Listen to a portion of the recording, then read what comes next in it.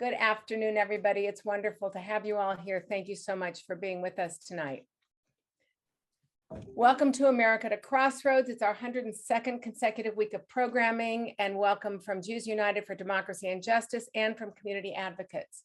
Tonight, we have a treat in store for all of us, an hour with the brilliant, highly decorated lawyer, Neal Katyal, and a brilliant, highly decorated investigative journalist, Leonig, moderated by a brilliant and highly decorated broadcast journalist, Madeleine. What a treat. Welcome to all three of you, and thank you so much for joining us. Tonight starts Holocaust Remembrance Day. President Biden issued a proclamation today to commemorate the day, and in it were these words, quote, "Remembrance is our eternal duty, but remembrance without action risks becoming an empty ritual. As individuals, we must never be indifferent to human cruelty and human suffering," close quote. We remember the 6 million, some of whom were direct forebears of those of us here tonight. We remember those who died, and we honor those who against all odds survived. We also honor those righteous people who helped to save lives at risk of their own deaths. And we resolve to never become indifferent to human cruelty and suffering. Compassion fatigue is simply not an option. The late Elie Wiesel spoke these words, which might have particular meaning on many levels at this particular point in time. Quote, "I swore never to be silent whenever and wherever human beings endure suffering and humiliation. We must take sides. Neutrality helps the oppressor, never the victim. Silence encourages the tormentor, never the tormented," close quote. So there are so many things that each of us could be doing to follow through on those words by the president and by Elie Wiesel and so many others who remember so eloquently what we're commemorating today. On our website and in all of our emails, we have various organizations we have vetted to help the Ukrainians. We also have lots of organizations that are fighting for democracy and fighting against complacency and authoritarianism. And we encourage you to go to our website or look at our emails and click on those links and contribute what you can and get involved where you can. Next week, we start the first in a series of programs during which we will hear from experts who will be sharing their insights about unfolding global events. The first expert's view of our three-part series, which we've entitled An Expert's View, Topsy-Turvy World, Part 1, Part 2, and Part 3. The first one is next week, and we will hear the former Joint Chiefs of Staff, Admiral Mike Mullen. That's next Wednesday at 5 p.m. And the second in the series is the following Wednesday on May 11th, and we will hear from the New York Times journalist, opinion columnist, Bret Stephens. So we hope that you'll join us for those. And right now, I'd like to invite you to listen to a couple more of our programs that will be announced by my colleague and friend, David Lehrer. David? Thank you, Janice. Welcome to you all. It's a pleasure to be here again with you and to listen, to learn, and to ask questions of our guests. In addition to the next 2 weeks' guests that Janet has mentioned, on May 17th, a Tuesday, we will again have Ambassador Dennis Ross to discuss the ripple effects of the Russo-Ukraine war.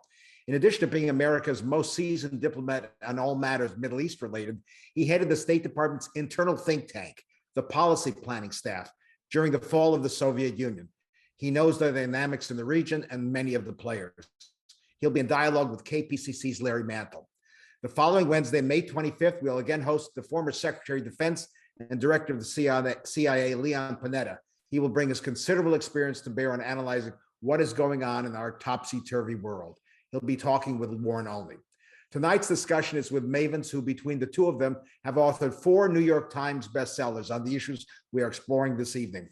The program will be moderated by Madeleine, one of our frequent hosts. She's the host of Press Play, a daily news and culture broadcast on NPR's KCRW. She's been recognized for her work in broadcasting with Golden Mics and an Emmy. She's always a delight to have with us. Madeleine? Well, thank you, David. It is always a delight to be with you. Thank you for inviting me back. And tonight, I'm really excited to welcome our guest to discuss Donald Trump's various legal problems, legal situations he finds himself in with 2 people who probably know more about this than anyone else not directly involved. Carol Leonig, she writes about Washington, Trump, and the Secret Service for the Washington Post. She won a Pulitzer Prize for her work on security failures and misconduct inside the Secret Service, and she won another Pulitzer as part of a Post team that reported on the government's secret surveillance of Americans. She wrote the book Zero Fail, The Rise and Fall of the Secret Service. She co-wrote 2 books about Trump, A Very Stable Genius, Donald J. Trump's Testing of America, and the more recent I Alone Can Fix It, Donald J. Trump's Catastrophic Final Year. Welcome, Carol. And Neal Katyal is here. He has also co-written a book about Trump. It's called Impeach, the Case Against Donald Trump. He's the former acting Solicitor General of the United States. He has argued more than 45 cases before the Supreme Court. His win in Hamdan v. Rumsfeld is considered one of the most significant decisions when it comes to checking presidential power and affirming the rule of law. Neal is currently in private practice and teaches law at Georgetown University Law Center. He has also played himself on 2 television shows, House of Cards and Billions. And of course, he is regularly on MSNBC. Welcome to you. Thank you. All right, well, let's begin tonight by going down the pretty lengthy list of litigation and investigations involving Donald Trump. There is, of course, the January 6th committee. There is also the DOJ investigation into January 6th. There's the New York State civil investigation into his finances, a concurrent criminal probe in the Southern District. There's the Georgia investigation into whether he improperly tried to change votes. Carol, what am I missing? Well, there's also the issue of, and I think many former prosecutors have pointed this out, the conspiracy that unfolded in front of all of our faces in real time and reporting, that conspiracy that Donald Trump appeared to be engaged in to block a official congressional proceeding. I'm not talking about violent riot on the Capitol, but the obvious fraud on the American people, and whether or not the Department of Justice is digging into that aggressively is an open question right now. There's no sort of sign on the waters, but that is a definite legal liability for the former president. You're talking about the big lie and everything that he did to try to support that and try to take the election. Yes, but the specific acts of trying to defraud the public when he knew the election hadn't been rigged, and working with a group of people, a large group of people, because he had so many different ploys to try to stop the certification of the rightfully elected president. And we are learning a lot more about this now. There has been a lot more information just in the last few days. What have we learned through all of these Meadows text messages, through a filing that the committee has filed, a large declaration, and the various phone calls that have been released to the media? Neal? Well, first of all, just on that laundry list of investigations, Madeleine, that you referred to, I think, what I come away thinking is, Trump gets unfairly criticized. This guy did create a lot of jobs. He created jobs for lawyers. I mean, he's a walking jobs program for the legal industry. I mean, he's had so many different probes. I mean, it's kind of unfathomable what he's been, what the kind of scrutiny that he needs and deserves. And unfortunately, one other thing that's remarkable is so far it hasn't borne any fruit. People have, to use the technical legal term, whiffed. And I put, someone who I had incredible respect for, Bob Mueller, on that list. They were playing old gentleman's rules, and Trump is basically a mob boss. And that's how he ran the presidency. That's how he conducts himself now. And you ask Madeleine about the kind of new revelations, and there are so many. I don't know exactly where to start, but I'll start with just the text dump we had about 48 hours ago, about 2,000 texts, mostly from Mark Meadows. And, the most striking thing about that is these are just the texts that Meadows voluntarily turned over. There's about 1,000, I think, that he still hasn't turned over. And Meadows apparently thinks it's worth risking jail time to make sure we never see those ones. So he's risking contempt right now and withholding those. And the texts are, truly bonkers. I mean, Marjorie Taylor Greene calling for martial law, spelled Marshall. You have all sorts of stuff. But the one thing that I take away from it, and this goes to Carol's point about the conspiracy stuff, the thing that is the common thread in so many people in the Trump inner circle, whether it's Don Jr. or Meadows, or frankly, even Marjorie Taylor Greene or a lot of these others, they all thought the rioters believed they were following Trump's instructions. That's number one. And number two, that Trump had the power to stop it. And they kept on all emailing and texting Meadows, president's legacy is going to be destroyed. Tell him to stop, and so on. And to me, what it really highlights is that we have no idea what Donald Trump was up to during those 3 hours. And people all talk about the missing 7 hours of phone records, which is quite significant. But to me, the more astonishing thing is that there are 181 minutes, probably some of the most consequential 181 minutes in the history of the United States. And we have no idea what Donald Trump was doing then. He's tried to assert privilege and this and that to delay it. And once we find that out, I suspect that Congressman Raskin's prediction this week that it'll blow the lid off the House is probably right. Carol, what stood out to you in this barrage of texts that were released recently? I feel like I've been bathing in this topic for so long, and as a Washington Post reporter and as an author, that it takes a lot to surprise me now. But I was actually shocked to see that Marjorie Taylor Greene on January 6th was begging for somebody to deal with an active shooter at the Capitol. And on January 17th, essentially 3 days before the inauguration, was again asking the president to declare martial law. She misspelled it, of course, but to declare martial law so that they could again block the inauguration, block the seating of the rightful president. This is the stuff of Venezuela and Somalia. This is not America. And her bookends were the shockers to me. Right. So you would initially think she was talking about martial law on January 6th, but on closer inspection, that text was sent on January 17th. So an entirely different situation that she was calling. Right. After the country had almost been toppled, right, by this bizarre plot, she is still plotting. She was asked that in court under oath, whether she asked the president. And she pulled Ronald Reagan. I don't recall a very favorite choice for people who don't want to say what they have done. Neal, does that inure her to any kind of legal problem in terms of that testimony? Oh, absolutely. I mean, I don't think I've ever seen a more forgetful witness in my entire life. I mean, she could barely remember her name, let alone any of her tweets. I mean, she makes like Harold and Kumar while they're stoned look like, geniuses. So, it was unbelievable. And it's sloppy. It was willful. I mean, it basically like gave Kayleigh McEnany a run for her money.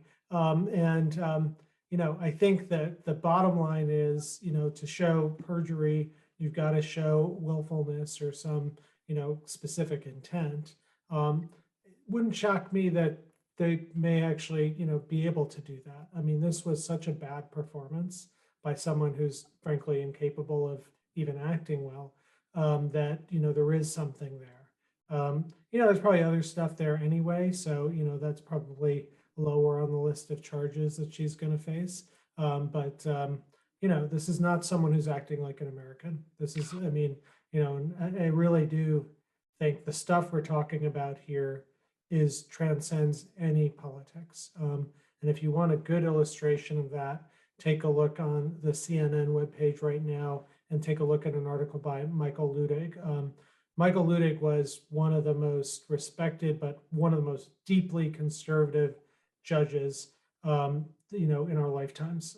He was the person who was the runner-up to President Bush's Supreme Court slot that went to Sam Alito. And I think Alito was considered more liberal than Judge Ludig. And Leonig basically has been studying this. He's also the one who went to the vice president, and I'm sure Carol has all sorts of insight onto that. But basically in the piece today, he just outlines that this is a Republican Party plot to use legal fictions, not just in 2020, but again in 2024 to try and, basically steal the next election. It's undemocratic and as profoundly wrong as you can imagine. Well, Carol, speaking of the vice president, and Neal, you mentioned that speech that Jamie Raskin gave. And when he said that they will include explosive revelations that will, quote unquote, blow the roof off the House in the upcoming June hearings, he also mentioned something that you reported in your recent book. And this is this incident where Mike Pence was being whisked away on January 6th from the rioters. And his Secret Service wanted him to get in the car and be taken away, and he refused to get in the car. And I think Jamie Raskin referred to him as saying, these are the most chilling few words, I am not getting in that car. Raskin seemed to imply that the Secret Service wanted to get Pence away from the proceedings so that he could not fulfill his duty to certify the election. What have you found in your reporting? So one thing about the order of stuff, we reported this in our book, I don't know, it's almost a year ago now. And what's very captivating about the January 6th committee is how much work they've done to corroborate reporters' work. They are using a prosecutorial sort of method to make sure that what we wrote did it happen that way, essentially. And what they found is it happened exactly that way.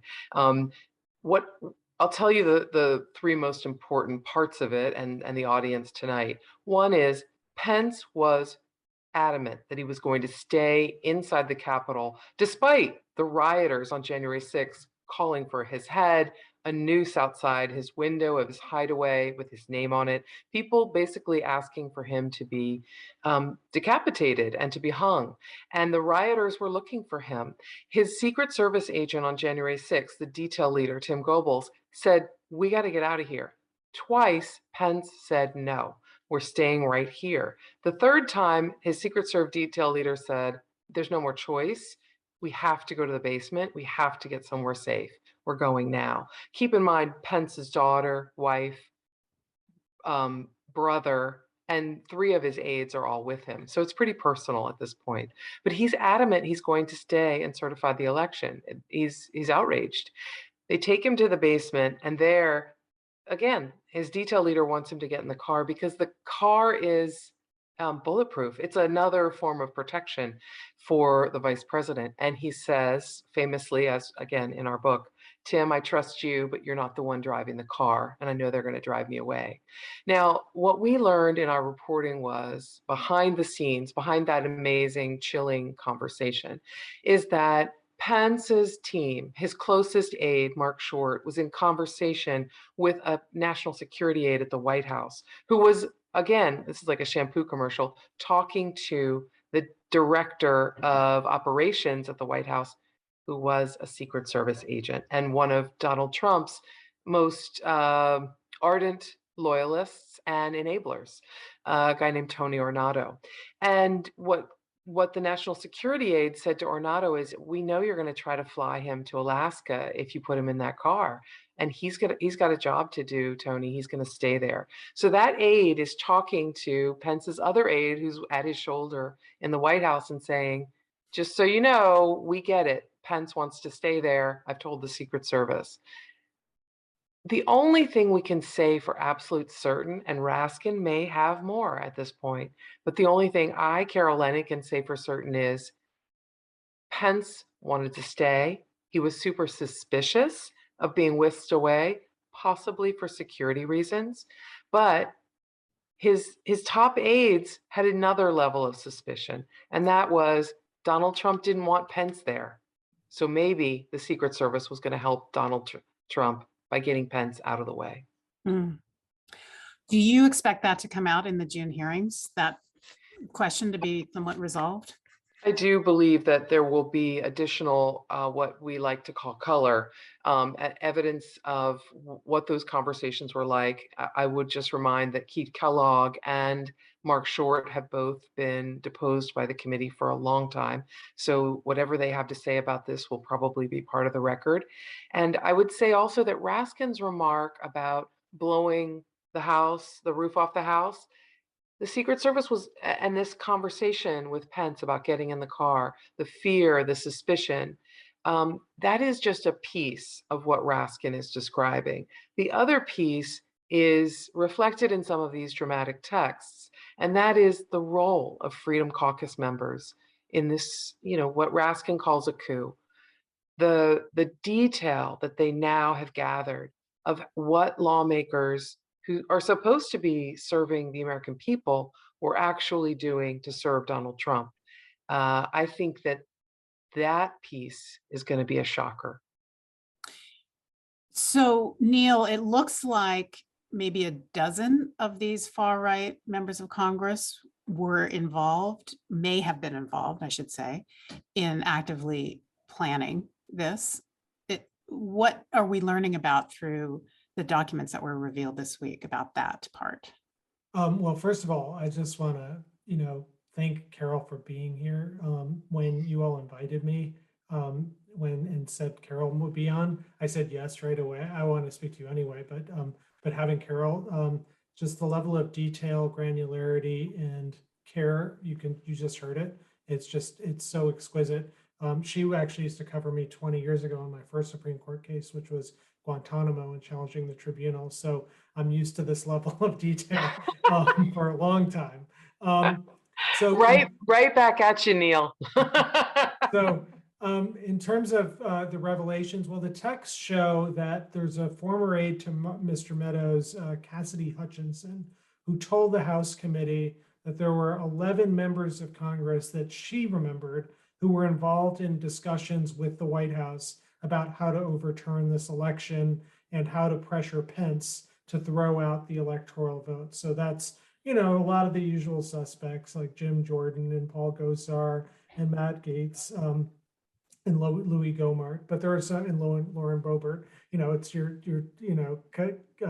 cast of true winners there. But it's also, we also knew some of this ahead of time. I mean, some of this was done in plain sight. I mean, Representative Mo Brooks on January 6th at the Ellipse is wearing body armor under his black and yellow jacket and saying, "Today is the day American patriots start taking down names and kicking ass."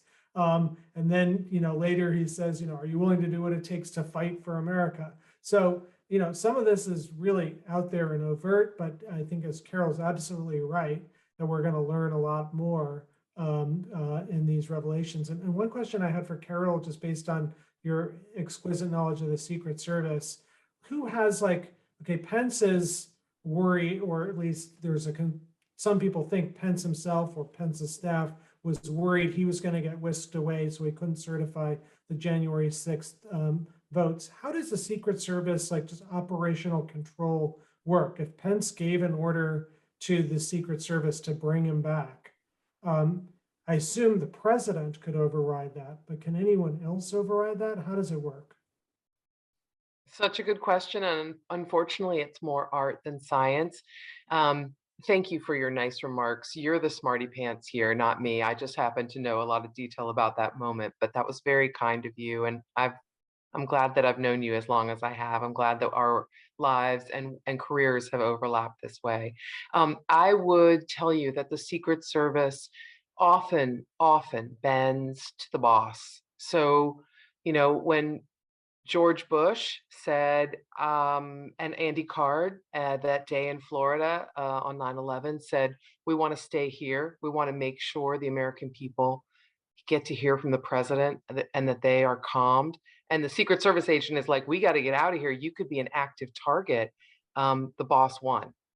And in this instance, I have to be fair and say that if I were the detail leader for Pence, I would have wanted to get him out of the Capitol.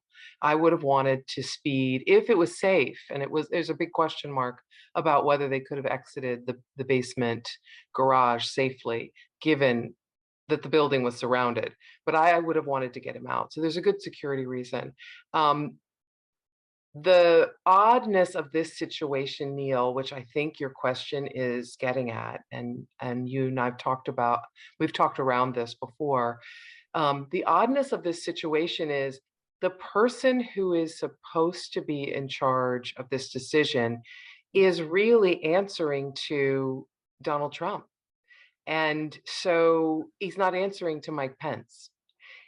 That's the rub in this moment. And given what Donald Trump was willing to do, the crimes that I believe he was willing to commit along the way to getting his way, I'm also suspicious of the conversation that senior leaders of the Secret Service were having with the detail at the time for Pence. What was their goal? To keep him safe or to get him out of the Capitol? And does this I'm coincide? sorry, just Madeline, can I follow up? Yeah, sure. What do we know, Carol, about, I mean, has Congress gotten access to the phone records of the senior Secret Service officials? I understand Trump's kind of looks like deleted or willfully, used other people's phones, so we don't have them on that end. But do we have them on the other end? I can't say with absolute certainty, but my sense is that they have gotten some select and critical records. Yes. That was essentially was going to be my conversation. My question was about, does this coincide with that period of Trump's missing phone logs? Woodward, a mentor to me, Bob Woodward, Washington Post, who with Bob Costa, a good friend, found that there was this gap and reported on it in our pages at the Washington Post. Bob has a lot of history with missing records, missing key moments going back to Nixon and Watergate. But this missing chunk of time, to me, is not shocking. And the reason is because Donald Trump spent so much of his time on his personal cell phone. So little. The Situation Room, I heard from sources all the time, the Situation Room isn't in full command of conversations between the president and world leaders, the president and his cabinet members, because calls don't come in all the time through the operator and then get routed to the president so that they can be properly ordered, properly recorded, properly documented that this happened, because Donald Trump gets on his cell phone first thing in the morning. Usually his first call is to Sean Hannity. So that he might have been in the residence making calls on his phone for 3 hours would not surprise me. Are those records preserved by the telecoms? Can they be subpoenaed? I think I'd ask Neal that. Neal? Yeah, and I think there are subpoenas out for that. And yes, I think that telcos normally have access to that. It would only be metadata, of course. It would only be essentially what numbers are being called. We wouldn't have actual records of actually what was said on those calls. But if you're law enforcement, and this is where I think the Justice Department piece of this becomes so important, because Congress doesn't have the power really to threaten anyone with prosecution, but you go to one side and say, what was that conversation? Then you go to the other side, say, what was that conversation? And to the extent there's a discrepancy, that becomes the basis for a 1001 lying to a federal agent prosecution. Let's talk a little bit about Meadows, because it seems like he is the central figure in a lot of this, all the texts, the furious texts going back and forth to and from Meadows on the day and prior and after. How, as you say, he stopped cooperating, and there's a contempt referral to the DOJ from the committee that I think was made in December. So it's been a while and nothing's happened, I don't think, on the DOJ's part on that. But how central, Neal, do you think Meadows is to this, and what kind of criminal liability is he facing? A lot. So, in part of the texts that were released show really that he was pressuring Brad Raffensperger, the Georgia Secretary of State, over Trump's loss there. There's also another call that was disclosed between Meadows and Giuliani and Jim Jordan on this kind of, throw out the electors stuff. So you've got those things. You also got evidence that basically Meadows was warned of the potential for violence on January 6th. So all that together is pretty significant. I mean, there's two ways of understanding what Merrick Garland and the Justice Department is doing. So Congress votes, there's a formal vote by Congress in December to hold Meadows in contempt for not turning over all of the information that was requested. And they make a referral to the Justice Department, just as they did before with Steve Bannon. But this time, Garland so far hasn't actually said we're going to indict you for contempt. And you need the Justice Department to do so in our constitutional system. Congress can't bring a prosecution, only the executive branch can bring the prosecution. So the two different ways of understanding this are, number one, Garland is afraid of his own shadow. He's timid. He's not sure what to do. He's worried about the political implications. And, that's the way that story goes. The other is, Garland actually thinks he's got some goods on Meadows, and he's negotiating with Meadows to try and get the rest of the information in exchange as some part of cooperation deal. The problem is we just have no idea which one of those is true. I will say, having worked with and argued in front of Merrick Garland, there's not a more upstanding person you'll ever meet. He is truly a by-the-book, non-political person. And, that in some ways can serve, the country so well right now. On the other hand, you could worry so much about appearing non-political, as Mueller did, that actually you become political and overcompensate. And, there's that, and that's a natural worry. It's nothing specific to Garland, but it's a natural worry to anyone put in this situation. Right. And then what happens when he's also got to look at members of Congress, as we've been discussing, ones who have perhaps colluded to support? Yeah, exactly. I mean, it's a really interesting question about, whether or not that being a member of Congress is going to, get you any special standing or something. I mean, Matt Gaetz is facing a lot of other problems as well, but so far hasn't been indicted. Whereas I suspect if it were anyone else accused of that stuff, there would have been an indictment a while ago. So, but I would also say it's not just Merrick Garland here who's afraid of Congress and so on. It's Congress itself. I mean, the January 6th committee, what do? They send a letter to other members of Congress asking them for information, just a letter, like Kevin McCarthy, who's obviously, and Carol will, I'm sure, talk about this in a minute, with these incredible tapes. But what did they do in January? They say, oh, it'd be really nice if you would come in and talk to us about the events on January 6th and the planning there too, and so on. And of course, McCarthy says, I'm not going to come in and talk to you. And what do? Well, they're talking about sending another letter. If this were you and me and we had that kind of information, we'd be facing like 10 subpoenas yesterday. And so, it's striking to me, this committee, the January 6th committee's done, it looks like a great job in all sorts of ways, but this really bothers me that members of Congress are essentially getting a free pass thus far and not facing the same information extraction methods as everyone else. Well, wait, now I'm going to ask Neal a question, because you and I lived through the whole speech and debate drama where all sorts of Republican and Democratic lawmakers were under investigation for corruption, for basically selling earmarks. The only person who got caught was the one who got so drunk he actually wrote on a cocktail napkin how much Duke Cunningham, $25,000 equals X amount in earmarks. That's the only one. That guy makes the, compared to the Republicans in Congress now, that guy's a genius.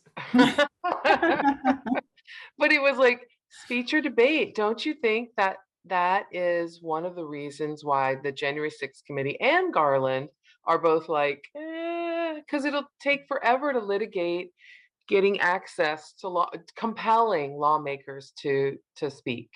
So what Carol's referring to is Article 1, Section 6 of the Constitution, the Speech or Debate Clause, which gives members of Congress some immunity from actions basically on the floor of Congress, and it's been read to be a bit broader than that. But it is certainly not a kind of absolute immunity, particularly if you're a material witness. You're absolutely right, Carol. Will there be a court case about it? Of course, because Trump and the people around him are terrified to have to go in and tell the truth under oath. And that includes all these members of Congress. Absolutely, there'll be a fight. But it seems to me we can walk and chew gum at the same time. So we could have, you can issue the subpoenas, get that clock going, and get the court fight happening. And at the same time, issue an interim report that says, look, here are the gaps. We're waiting. We'd love to fill them in. These people won't let us, so we'll wait until the courts decide. But the courts, I think these cases are not that hard. Trump has lost every single one in which they try and hide information. And that's because, regardless of what one thinks about the federal courts at this moment in time, this was an existential threat to American democracy on January 6th. And the need for the information is going to outweigh any potential privilege that is being asserted. Okay, Carol, let's get to Kevin McCarthy because, wow, that's pretty juicy, all that stuff. Talk a little bit about this latest leaked audio that shows that he was actually afraid of his members in his own conference. Mo Brooks, Matt Gaetz, Lauren Boebert, all of the members we've been talking about, it's scared that they would actually incite violence against maybe him or other members of Congress. So describe that and that moment and finding out that about Kevin McCarthy, and then in context with how he is behaving now. Well, I'm going to add a little to that. I'm going to put a few more brushstrokes in that narrative, because I think where it really begins is where it's January 6th, where every single lawmaker, Republican, Democrat, is running for their lives. They are literally going through hallways that they don't know how to evacuate from. There's this incredible web of tunnels under the Capitol. And unfortunately, nobody had ever really prepared members for the idea that they'd have to run for their lives. That night, Kevin McCarthy is angry and also fearful, because he believes that the president has, as Mitch McConnell would later tell his aides, shot himself in the head. He's encouraged. He's lit the match for the riot. If he didn't tell people to riot, he lit the match for them to do it. And that all of the Republican leadership knows that at that moment. We now realize that from the texts, that they all were fully aware that this was Donald Trump's fault. It's as simple as that. Then you see Kevin McCarthy realizing he can't control these members because they are part of the group, as Liz Cheney famously said to Jim Jordan, "Get your hands off me," and I can't use the curse word here, "Get your lank hands off of me, you effing did this." McCarthy knows that too. He knows who was behind this effort to encourage quote unquote maximum pressure outside the Capitol. And it's an inside threat in the GOP. But McCarthy is ambitious and he wants to be the Speaker of the House. And he knows he has a chance at it with Biden as president and the midterms just 2 years away. And so in the days after the night of January 6th, he is working with his fellow mainstream Republicans, including Liz Cheney, to ask Donald Trump to resign, to ask him to step down, to accept his responsibility for what's happened. And he says he's going to try to talk to him about it. He doesn't know if he will, but as far as McCarthy's concerned, Donald Trump is done. His political life is over. But as soon as it becomes clear in the next week that Donald Trump supporters are still behind him, Kevin McCarthy's speakership rises and falls on being friends with Donald Trump. And he completely changes his tune, as does Lindsey Graham, who said he was going to cut ties with the president after this horrible event. So from my perspective, Madeleine, sorry, long story short, it's just the Kevin McCarthy roller coaster of, oh, Donald Trump's over. I don't have to deal with him anymore. Oh my gosh, I have these lawmakers. I still have to deal with them. They support Trump. Oh, I still have to deal with Trump. I still have to like Trump, or I won't get to be Speaker. Do you think now he still gets to be Speaker, or will these far right members doom that bid? I mean, I don't have a dog in the fight about who becomes Speaker, but I would say it's looking pretty bad based on what some conservative members have been saying, and also some conservative media people. They're starting to sort of beat the drum for McCarthy's not loyal enough. He's more of a Democrat, which is, if this was a Shakespearean play rather than our own country, it's comical and it's justice. Well, he has a long time, right? He has till December. Isn't that the vote if indeed the Republicans win? Yeah. So a lot can happen between now and Well, December. that's right. That's totally true. I mean, Carol, more like a Democrat. I mean, the guy's spineless. He's obviously a Republican at this point in time. Well, again, not being a partisan, I would just say that he's shown himself to flip-flop in the wind for the ambition, which is really striking. Liz Cheney lost all her power, but she was not going to agree to back a lie. Mitt Romney was attacked in an airport, but he was not going to lie. And Adam Kinzinger, it's just like it's such a small group of profiles and courage. I think, and I'm sorry, you didn't ask me this, Madeleine, but I'm just going to say about the text. I think in addition to the shock about Marjorie Taylor Greene's back and forth, I wish the people around America who support these particular members would read these texts and see how they've been completely shammed, completely fooled by these members that pretend to represent them. I wish they would read them, not because I want them to reject these Republican leaders, but because I want people to embrace real fact. And the real fact is, these people aren't serving you, they're lying to you. And they can't tell the same story twice. Which raises a question that I'm not sure any of us can answer, but we are all interested, and everyone watching this program is interested in this topic. But how interested is the average American voter in all of this, in January 6th, in the committee, in the investigations, in the legal maneuvers, when you have people who are worried about gas prices and buying food with inflation as high as it is? Do people really care about this, and will they care to watch the June hearings? And I don't know, and would that influence them when they go to the ballot box? Carol, I think that one's for you. Oh, okay, I'll try. I mean, this is going to sound flip, but everybody likes good TV. And I think that Tim Hafey is creating some good TV right now. And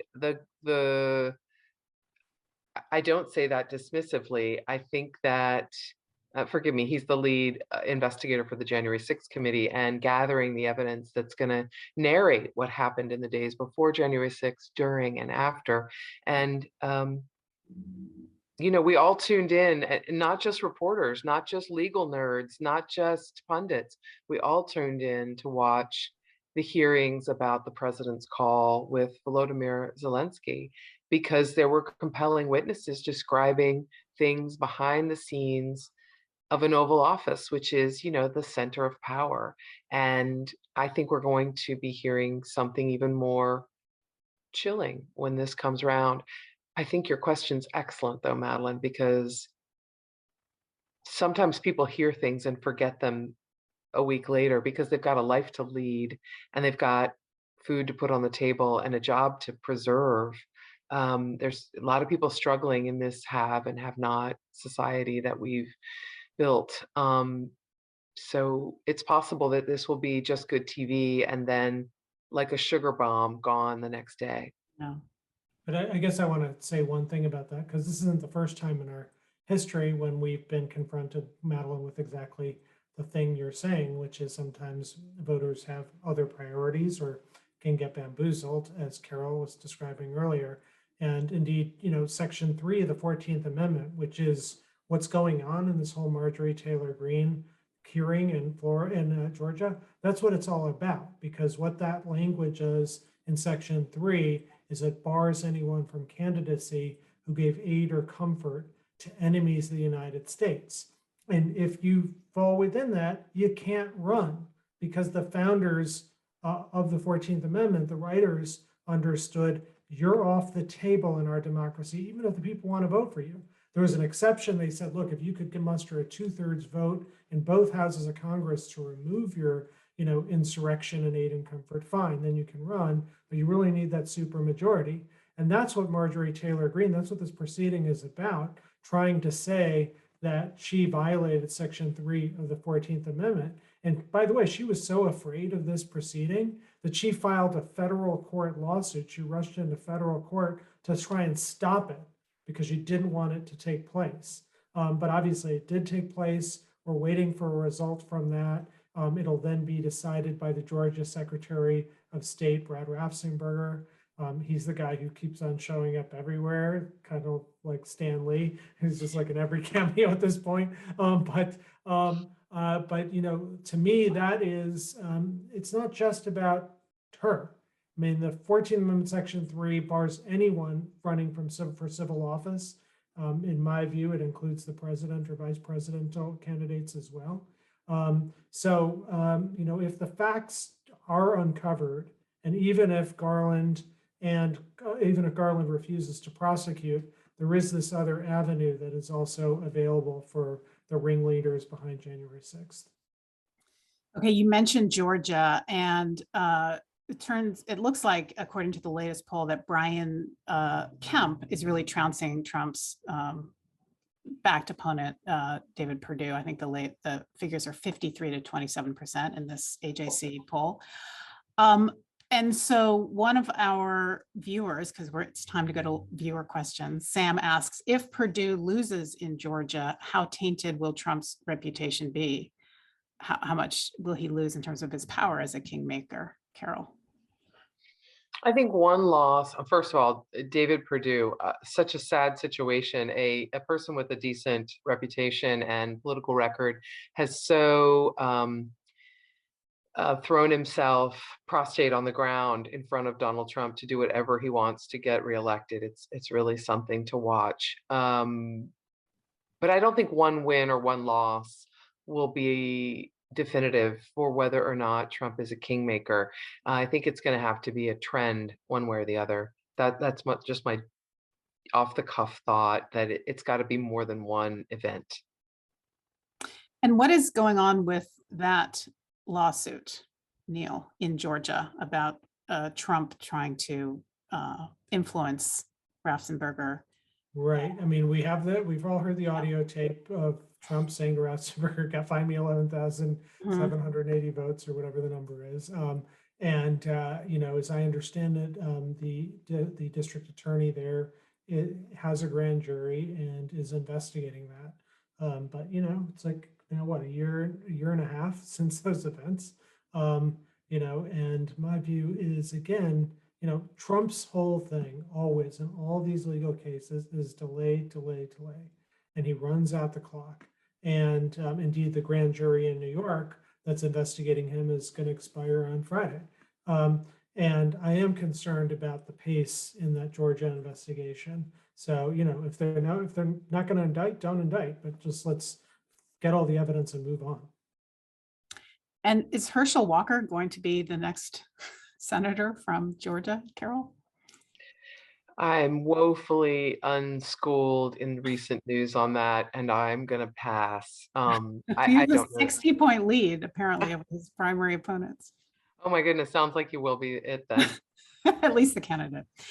Okay, so let's see, what else do we have? Elliot, what does this all mean if the Republicans take the House? I guess Elliot is referring to the investigations. Do they all go away? So, the congressional investigation could go away. In the minority, you don't have quite the same suite of powers as you do in the majority. So right now there's an active House investigation that would go away. There isn't, to my knowledge, a Senate investigation. Sometimes Senate has secret investigations, but I haven't heard anything about that. Maybe I missed something. Then there's the question of the Justice Department investigation. The Justice Department is part of the executive branch. So if there's a shift in control of Congress, it can't directly impact the Justice Department, but it can indirectly. And it can in two ways. One, the distraction rationale. So basically, I think all of us understand that if the Republicans win either the House or the Senate, they'll play the Benghazi playbook 24 hours a day on everything from Fauci to Garland to you name it, whatever, Hunter Biden laptop, DNC, it'll be investigation after investigation. Again, just trying to create that jobs program for my legal industry. But I think they'll try and tie up the Justice Department with that kind of stuff. And then they do formally have a funding power, and they could try and use it to say, you can't investigate Donald Trump or something like that. And that would, of course, be unthinkable in any other part of our American history. We don't do that. We obviously follow the law where it goes. But these people are so lawless and so afraid of the truth that I wouldn't put anything past them. And what happens if some of these members get control of key committees? Would that happen under a McCarthy speakership, that you could have Marjorie Taylor Greene running a committee? Right now, she's barred from running any committee, right, Carol? Is that I think that's right. She's on hold. She's on perma hold right now, but that's because the Democrats control the House. True, but I think you kind of have answered your own question, Madeleine. Like, McCarthy's texts show he's afraid of some of these people, that he thinks they're key to him keeping kind of control. And if he doesn't befriend or behoove them, he's in danger. So I think it's very possible you'd see Jim Jordan running oversight. You'd see, or intelligence. I think that it's very, very plausible. That he would say, okay, I'll dangle this carrot if you vote for me. I guess that's how it works anyway, right? This horse trading to get the speakership. I try not to speculate, but yes, that has happened in the past. All right, Jane asks, how forthcoming was Pence's chief of staff when he testified? Isn't it in Pence's self-interest to knock out Trump so he can pursue the presidency? I'll take that if you want, Neal.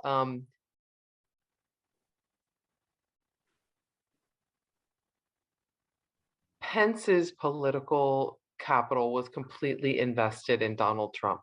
I mean, totally invested. If you have any question mark in your mind about this, look at the nodding video of Pence every time Donald Trump said something, no matter how outlandish. Every time he made a proposal that Pence disagreed with, Pence was sitting by his side nodding. He believed his route to greater political capital was through Trump. And the first moment, as far as I can tell from my reporting, that Pence decided, I'm done with this guy, was when there were, cries for his execution outside of his office on January 6th. And is he definitely going to run for president, or do you know? I mean, he's considering it. I don't think he has the best chances, but he's considering it. On that score, and I don't know how much you get into the presidential politics, if you want to weigh in on the possibility of a Ron DeSantis running and giving Trump a run for his money. Yeah, definitely. I mean, he's in that mix for sure. And then there's the possibility, that Donald Trump, who told me and my co-author Phil Rucker that, he sure sounded like a guy who was going to run when we interviewed him in March of 2021. It's possible that he decides he doesn't want to. It's hard for me to see because Donald Trump couldn't have wanted the job less when he ran for it, and after he had it, could not want it more. So it's really hard for me to see him deciding to pull himself out of the idea of running in 2024. Sorry, my voice.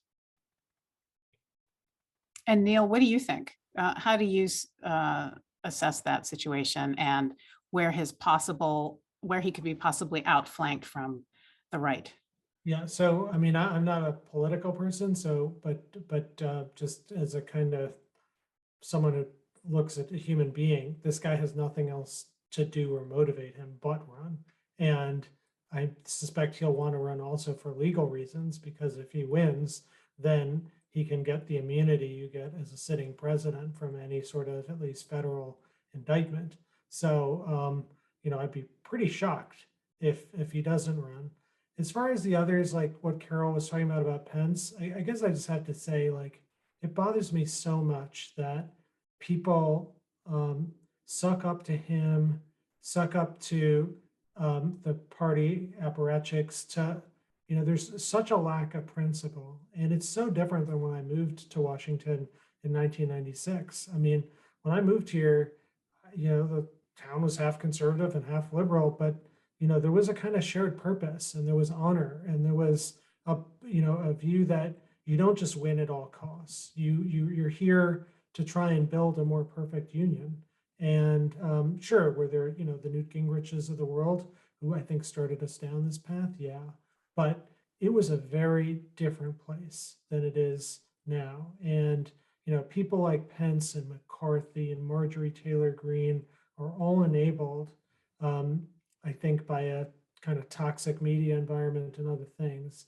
And the result is, these are the people who run. I mean, these are, we're not getting our best and brightest, because our best and brightest look at this and they're like, there's no room for principle or honor anymore. It's just about basically kneecapping the other side and doing whatever it takes, including storming the Capitol, just to maintain your power. And it's so sad because, I think about why my parents came to this country.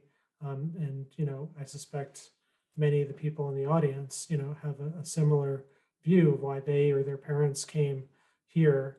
And it was because we are a beacon of hope. We are a democracy. We do respect ideas. We do respect the other side. We don't think we have all the answers.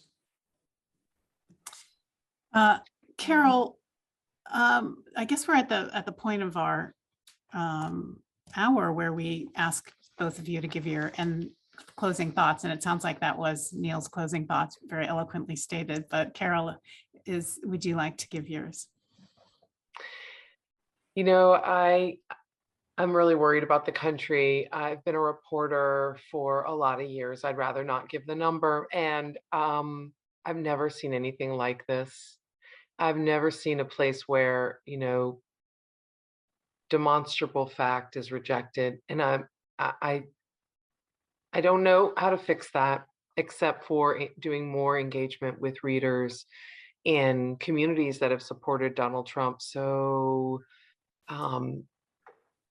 obediently, despite not getting anything, none of the promises that he made to them, despite their lot growing more and more grim under his presidency, and actually on the upswing in the Biden presidency. Again, I'm not a partisan, I'm just stating the facts.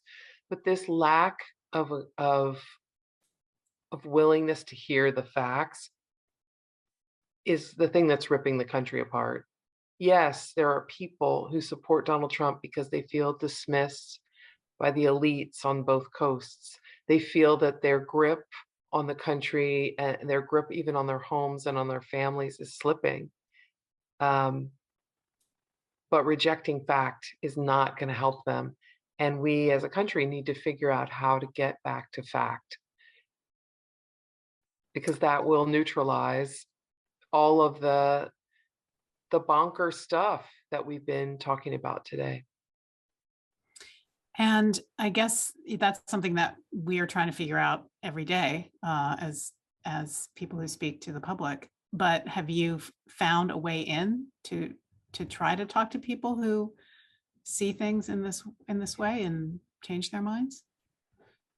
I had an interesting conversation with a person who was a Trump supporter. We ended up being on a boat together, a very close quarters boat. And when he found out what I did, I told him one of my recent stories, which he found, unbelievable. He did not believe the story that I wrote about Donald Trump. And I said, I just want you to know that Donald Trump, fact checked this story. Ultimately, his press office and he himself were involved in being able to dispute or affirm what I've written. And so their dispute is there if they disputed it, and their affirmation is there if they affirmed it. And I think if you were me and you had to read the records that I read, and if you had to talk to the people who were really very loyal supporters of Donald Trump and who relayed this to me, I think you would believe every word in this story. I think you would write the same story. And that really made him pause. And it made me think that once again, as journalists, and I'm sorry, this is not a journalism program, but as journalists, we have to show our work in a much more dramatic fashion, really pull back the covers on how we do what we do in order to make people see this is real. Marjorie Taylor Greene lied to you. Please pay attention if you're thinking about voting for her again. Well, I want to thank you both so much. I want to thank you both for your work, and I'm a fan of both of yours, and so it was a great pleasure to speak with both of you for this hour. I really appreciate it. Thank you. Thank you, Madeleine. Bye, Neal. Bye, Madeleine. Bye. And thank you for tuning in. And please tune in again at this time next week. Warren Olney will be here, and he'll be beginning the series, An Expert's View of a Topsy-Turvy World. It is part 1. He'll be speaking with Admiral Mike Mullen. So it's at the same time. Be here next week. I'm Madeleine Brand, and I will see you next time.